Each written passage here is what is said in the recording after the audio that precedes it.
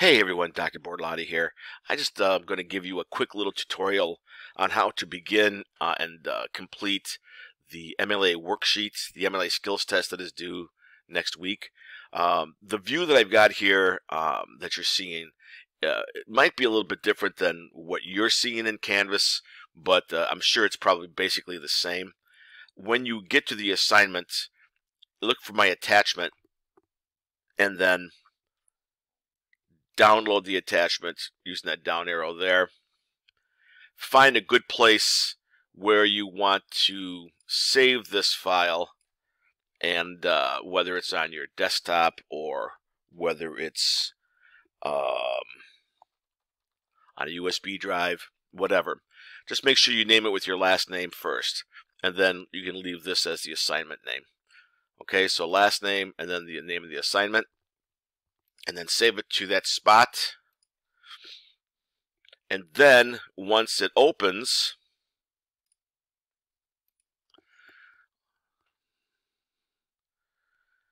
there are some things that you are going to need to do.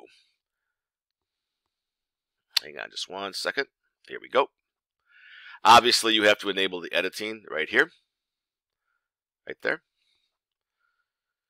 And then since I'm blind as a bat, I need to make this bigger. First thing you do is put your name in the student's heading, and then don't forget to change your name in the headers. There are a couple ways you can do this. I'm going to right click on this area here, edit header, and then type in your last name and then hit the red X. This is going to be different in Docs, I'm sure, but just do the best you can with your headers if you're using Google Docs. Okay, so here's your information here that you are going to plug into the MLA citation tool. And once you get that done, it's going to look like this, or something like this.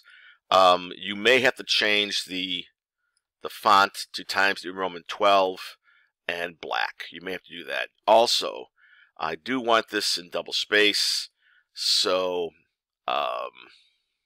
once again, I'm working in Word. I'm not sure what Google Docs asks you to do, but there are a couple ways you can change the double space in Word, and I'm going to change this here this way. And where I went for this is right here, this little downward arrow here. Make sure those are set at zeros. Double click OK. And then you have to tab indent that second line, and I'm using Control Tab to do that. Remember, Tab sometimes moves everything over. Control Tab, put my cursor there, right there. Hit Control Tab, and it moves over what's supposed to be moved over. Now, what you're asked to do now is assume or pretend that this is the quote that you are using for your essay, for your paper, that you got out of the Fox Lockman book.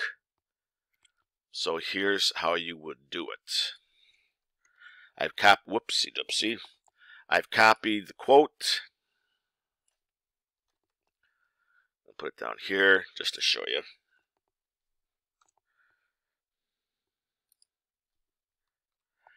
And since it is a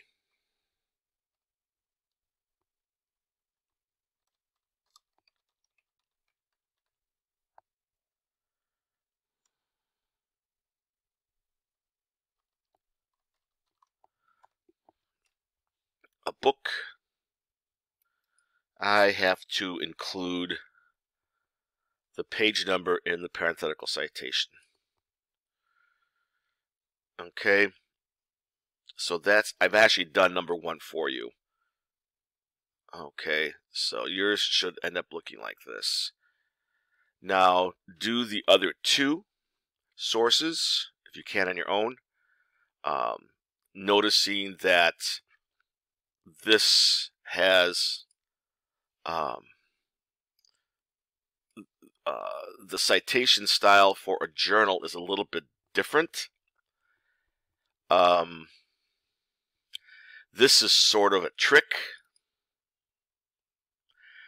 because in the journal style, it looks like this. I'm talking about the in-text citation. It looks like this. Yeah, I don't know why it looks like this. This is an MLA thing, I guess. This is only for if you've got a journal article. It doesn't apply if you have a newspaper or if you have a magazine article. I don't get it. But this is how you cite a journal article, not with a page number, with the publication year. That's typical MLA. It's almost like they make rules, but then they break their own rules. I don't know about those people. Anyway, oops, made a mistake here. Make sure that the end mark, the period, goes after the parentheses in both examples. Right here and right here. In the last one, your citation is going to look like this.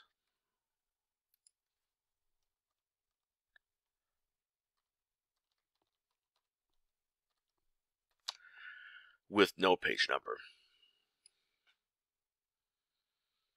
Okay, so even though I'm calling this assignment a test, it's more like an MLA review, just so we sharpen our MLA citation and documentation skills. Okay, nice and easy, lemon squeezy. Let me know if you have any questions.